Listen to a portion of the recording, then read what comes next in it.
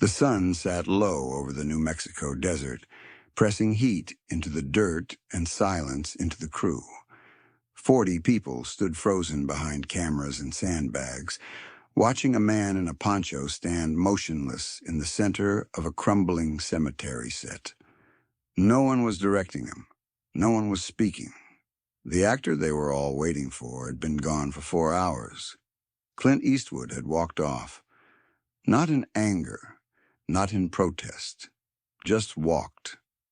Past the trailers, past the grip trucks, past the production assistants holding walkie-talkies they didn't dare use.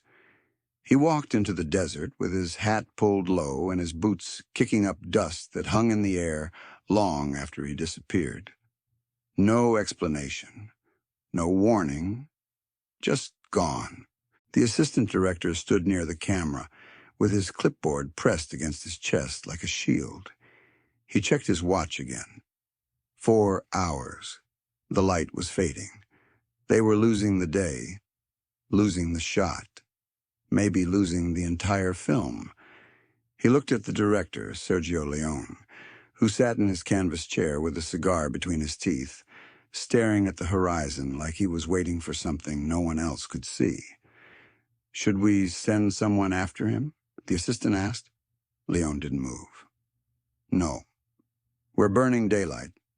Then we burn it." The crew shifted. Whispers spread. This was the 3rd week of shooting. They were already over budget. The studio in Italy was asking questions. The American distributor didn't believe in the film. And now their lead actor, the only name attached to the project that meant anything to anyone, had disappeared into the desert without a word.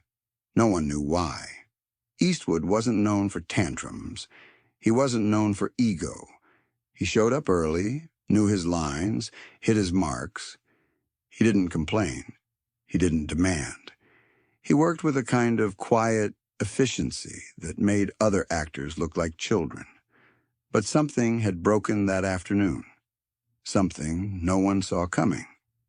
It started during the scene setup, a long tracking shot through the graveyard.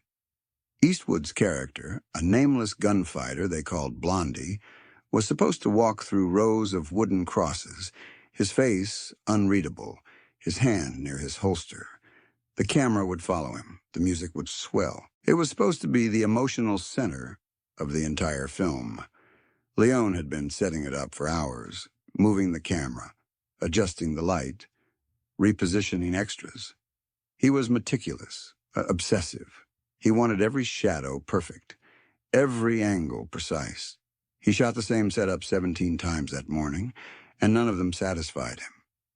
The crew was exhausted. The extras were sweating through their costumes. Eastwood stood in the sun, waiting. And then Leone asked for one more take. Eastwood didn't argue. He nodded.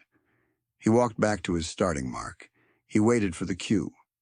But when the camera rolled, Leone stopped him 10 seconds in. "No, again." Eastwood reset. They rolled again. Leone stopped him again. "Again." It happened 6 more times. Same walk, same blocking, same silence. And every time, Leone would shake his head and wave his hand and say, "Again." No direction, no explanation. Just again. Eastwood's jaw tightened. His shoulders stayed loose, but something in his eyes changed. He looked at Leone. Leone looked back. Neither man spoke. The crew held their breath. And then Eastwood turned and walked off set. No yelling, no slamming doors, no throwing anything. He just walked. Slow. Deliberate. The same way his character walked in the film. Like a man who had made a decision and didn't need to explain it. The assistant director moved to follow him, but Leone put a hand on his shoulder. "Leave him." "But we need him. We need the scene." "He'll come back." "How do you know?" Leone exhaled smoke. "Because he's not angry. He's thinking." The crew didn't understand. They stood in the heat, watching the empty road where Eastwood had disappeared. Some of them muttered, some of them smoked. Some of them started packing equipment, assuming the day was done. But Leon stayed in his chair, staring at nothing, waiting. He knew what was happening. He had pushed too hard. Not with cruelty, not with arrogance, but with something worse. Indifference. He had treated Eastwood like a prop, something to be adjusted and repositioned until it looked right in the frame. He hadn't spoken to him as a collaborator, hadn't trusted him as an artist. He had reduced him to a body moving through space, and Eastwood had walked away from that. Not to punish Leone, not to make a point, but to remember who he was. Out in the desert, beyond the trailers and the noise in the eyes, Eastwood walked until the silence became something he could breathe. He didn't think in words. He never did. He thought in images, in stillness, in the space between things. He walked until his heartbeat slowed and the heat stopped bothering him, and the weight of other people's expectations lifted off his shoulders. He had been acting for 15 years. Mostly westerns, mostly the same role. The strong, silent type. The man who didn't need to talk because his presence said everything. It had made him famous, it had made him rich, but it had also trapped him. Directors saw him as a tool, a face, a silhouette. They didn't ask what he thought. They didn't ask how he felt. They told him where to stand and when to draw his gun, and that was enough. Leon was different. Leon saw the frame like a painter. He understood silence. He understood stillness. He gave Eastwood space to exist without words, without explanation. And for a while that had felt like freedom. But somewhere in the endless retakes, in the silent dismissals, in the way Leon kept asking for again, without ever saying why, Eastwood had felt that old cage closing in. He was being used again, moved around, adjusted. And he couldn't do it anymore. Not out of pride, out of necessity. He needed to remember that he had a choice, so he walked. 4 hours passed. The light turned orange, then gold, then faded into purple. The crew started breaking down equipment. The assistant director approached Leon one more time. "We have to call it. We've lost the day." Leon didn't answer. He was still watching the road. And then, in the distance, a figure appeared. Eastwood, walking back the same way he left. Slow, steady, his hat low, his face unreadable. He walked through the crew without acknowledging anyone. He walked onto the set, stopped at his mark, and looked at Leon. Leon stood. He walked over to Eastwood. The two men stood face to face in the dying light. Neither spoke for a long time. Finally, Leon said, "I'm ready to shoot." Eastwood nodded. "So am I." Leon gestured to the crew. "Set it up. One take." The crew scrambled.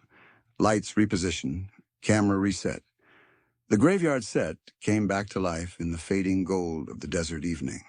Eastwood stood at his mark, hands loose at his sides, waiting. Leon stepped behind the camera. He looked through the lens. He looked at Eastwood. And then he did something he almost never did. He stepped away from the camera and walked over to Eastwood. He leaned in close and spoke quietly. No one else could hear. But whatever he said, Eastwood listened. And when Leon stepped back, something in Eastwood's face had shifted. Not softened, not opened, but deepened. Leon returned to the camera. He raised his hand. Action. Eastwood began to walk. This time it was different. The same blocking, the same silent graveyard, the same crosses and dust and heat. But something had changed. Eastwood wasn't performing. He wasn't hitting marks. He was inhabiting the moment. His eyes moved across the graves with a weight that hadn't been there before. His steps carried grief, exhaustion, survival. The camera followed him, but it felt less like observation and more like witnessing. Leon didn't stop him. He let the shot run. Longer than planned. Longer than scripted. He let Eastwood walk until the walk became something else, a meditation, a reckoning, a man moving through his own ghosts. When Eastwood finally stopped, he stood in the center of the frame, surrounded by crosses, his face half in shadow. He didn't look at the camera. He looked past it, into the distance, into nothing. And in that silence, in that stillness, the entire story of the character crystallized. Leone held the shot. 5 seconds, 10, 15. No one moved. No one breathed. And then Leone called, "Cut." The crew exhaled. A few of them clapped. Not loud, not celebratory, just acknowledgement. They had seen something real. Leone walked over to Eastwood. He didn't say good job. He didn't say perfect. He just nodded. And Eastwood nodded back. That was the scene that made it into the film. One take. Unplanned. Born out of silence and distance and the decision to walk away. It became one of the most iconic moments in cinema, not because of dialogue, not because of action, but because of presence, because of restraint, because a man had refused to be used and had come back on his own terms. The crew packed up as the sun disappeared. Eastwood helped carry equipment to the trucks. Leone smoked another cigar. The assistant director finally allowed himself to breathe. No one spoke about what had happened. There was no confrontation, no apology, no explanation.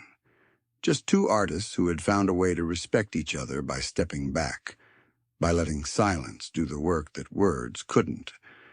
The film went on to become a legend. It redefined the Western. It made Eastwood an icon.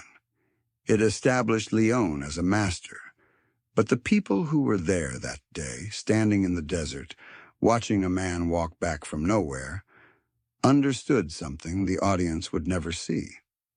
The greatest performances aren't demanded. They're discovered. And sometimes you have to walk away from everything to find what you were looking for in the first place. Eastwood never spoke publicly about that day. Leone never explained it in interviews. The scene exists in the film exactly as it was shot. One take. 4 hours after a man walked into the desert with nothing but his thoughts and came back with everything the story needed. The graveyard set was dismantled the next morning. The crosses were pulled from the dirt. The dust settled. But the moment remained, not in the sand, not in the script, but in the space between control and surrender, between ego and trust, between walking away and choosing to return. Years later, a journalist asked Eastwood what made that scene work. He thought about it for a long time. Then he said, "Sometimes you have to stop performing to start living it." The journalist asked what he meant. Eastwood didn't answer. He just looked out the window the same way he had looked past the camera that day, into the distance, into the silence, into the part of himself that no director could ever script